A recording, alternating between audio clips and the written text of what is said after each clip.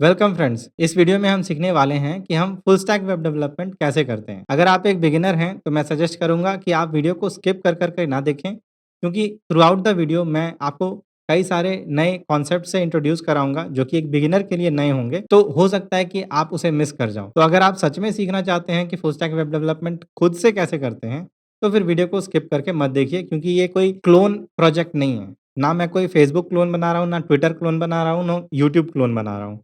मैं आपको ये समझा रहा हूँ कि फुल स्टैक ऐप बनाते कैसे हैं। सबसे पहले हम समझेंगे कि एमवीसी आर्किटेक्चर क्या होता है, क्योंकि आजकल के मॉडर्न वेबसाइट्स एमवीसी आर्किटेक्चर को फॉलो करते हैं। ये एक प्रोजेक्ट बेस्ड लर्निंग होगा, तो हम एक प्रोजेक्ट बनाएंगे जो कि एक MERN stack full stack website होगा, जो कि आपको अभी यहाँ स्क्रीन पे नज़र भी आ रहा है। ये जो प्रोजेक्ट है होस्टेड है, लाइव है। लिंक मैं डिस्क्रिप्शन में दे दूंगा। आप वहाँ से इस ऐप पे जा करके इसे चेकआउट भी कर सकते हो। ये एक सिंपल सा माइक्रो ब्लॉगिंग ऐप है, जहाँ पे आप ब्लॉग पोस्ट कर सकते हैं, इसका टाइटल प्रोवाइड कर सकते हैं यहाँ, यहाँ कुछ कंटेंट प्रोवाइड कर सकते हैं और फिर इसे पोस्ट कर सकते हैं। तो चलिए मैं टाइटल में दे देता हूँ टेस्ट, और कंटेंट में दे देता हूँ टेस्ट अगेन, और मैं इसे पोस्ट करता हूँ। और अब मैं अगर अपने वेबसाइट में नीचे आऊँ तो ये देखिए, यहाँ मुझे 2 पोस्ट नज़र आ रहा है। एक्चुअली इस वीडियो को रिकॉर्ड करने से पहले भी मैंने एक टेस्ट पोस्ट अपलोड किया था, तो ये पुराना टेस्ट पोस्ट है। अभी नया वाला टेस्ट पोस्ट जो है वो ये है। अब इन पोस्ट को हम चाहें तो एडिट भी कर सकते हैं। तो अगर मैं एडिट पे क्लिक करूँ और यहाँ पे अपडेटेड लिख दूँ और फिर इसे सेव करूँ, तो ये पोस्ट मेरा अपडेट हो जाएगा। हम चाहें तो किसी पोस्ट को डिलीट भी कर सकते हैं। अगर डिलीट बटन पे मैं क्लिक करूँ तो ये पोस्ट मेरा डिलीट भी हो जाएगा। मैं जानता हूँ कि आपको देखने में लग रहा होगा कि ये एक बहुत ही सिंपल ऐप है। तो ये बात सही तो है कि ये एक सिंपल ऐप है, लेकिन उनके लिए जो कि एक advanced full stack app developer हैं, जो बिगिनर हैं, उनके लिए ये ऐप सिंपल नहीं है। किसी भी फुल स्टैक ऐप में सबसे इंपॉर्टेंट चीज़ होता है CRUD ऑपरेशन को परफॉर्म करना, फ्रंट एंड से रिक्वेस्ट भेज के। तो हमारा जो ये फ्रंट एंड है, ये एक नेक्स्ट.जेएस ऐप है जो कि रिएक्ट का फ्रेमवर्क है, रिएक्ट पे बेस्ड फ्रेमवर्क है। तो हमारा जो ये नेक्स्ट ऐप है, यहाँ से हम रिक्वेस्ट भेज रहे हैं अपने एपीआई एंड पॉइंट्स को, और हमारा एपीआई एंड पॉइंट वो डेटाबेस में डेटा को मैनिपुलेट कर रहा है, पोस्ट को क्रिएट कर रहा है, रीड कर रहा है, अपडेट कर रहा है, डिलीट कर रहा है। और ये CRUD ऑपरेशन परफॉर्म करने के लिए इंस्ट्रक्शन हम कहाँ से दे रहे हैं? अपने इस फ्रंट एंड ऐप से। तो यही हम इस वीडियो में सीखने वाले हैं कि कैसे फ्रंट एंड और बैक एंड दोनों को कनेक्ट करना है और डेटाबेस पे CRUD ऑपरेशन परफॉर्म करना है। आई नो यहाँ यूज़र ऑथेंटिकेशन नहीं है, आई नो यहाँ पे मल्टीपल पेजेस नहीं है हमारे वेबसाइट में, लेकिन ट्रस्ट मी, अगर आप बिगिनर हो तो उन सब चीज़ों को अभी ही सीखने की कोशिश ना करो।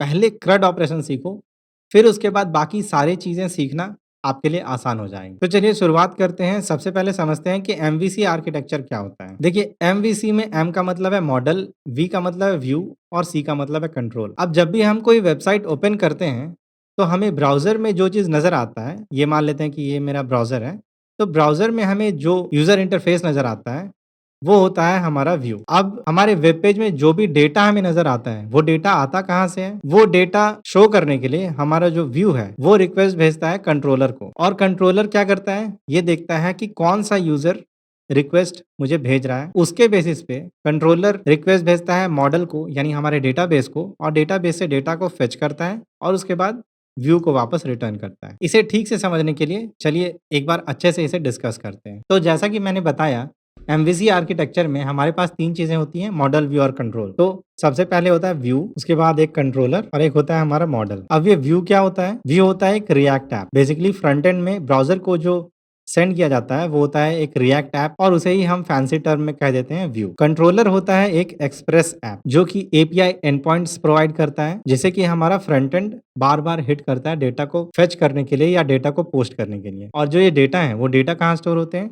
वो स्टोर होते हैं मॉडल में, यानी कि डेटाबेस में, जो कि हमारे केस में रहेगा मोंगोडीबी। तो ये रहा मेरा मोंगोडीबी, ये हो गया हमारा मॉडल। तो किसी भी एमवीसी आर्किटेक्चर को फॉलो करने वाले वेबसाइट का 3 कंपोनेंट होता है, एक मॉडल, दूसरा व्यू और तीसरा कंट्रोलर। व्यू क्या है? फ्रंट एंड ऐप, जैसे कि रिएक्ट या नेक्स्ट.जेएस। कंट्रोलर क्या है? एपीआई एंड पॉइंट्स, जो कि एक्सप्रेस के हेल्प से बनाया जाता है। और मॉडल क्या है? हमारा डेटाबेस, जहाँ डेटा को स्टोर किया जा रहा है। अब ये तीनों ही कंपोनेंट एक ही सर्वर से सर्व नहीं किए जाते हैं, बल्कि ये तीनों ही कंपोनेंट अलग-अलग सर्वर से सर्व किए जा रहे होते हैं। तो मैं एक सर्वर ऐड कर लेता हूँ, ये रहा हमारा सर्वर। अब रिएक्ट को सर्व करने के लिए एक अलग सर्वर होता है, एक्सप्रेस ऐप को सर्व करने के लिए एक अलग सर्वर होता है, और मोंगोडीबी डेटाबेस को सर्व करने के लिए एक अलग सर्वर होता है, कुछ इस तरह से। अब ये तीनों ही कंपोनेंट आपस में इंटरकनेक्टेड होते हैं, ठीक है? कैसे? इस बात को समझने के लिए हम एक सिनेरियो लेते हैं। मान लेते हैं कि हम समझते हैं कि facebook.com कैसे काम करता होगा। देखिए, facebook.com ओपन करने के लिए यूज़र अपना ब्राउज़र ओपन करेगा और facebook.com एंटर करेगा एड्रेस बार पे। तो ये जो रिक्वेस्ट है,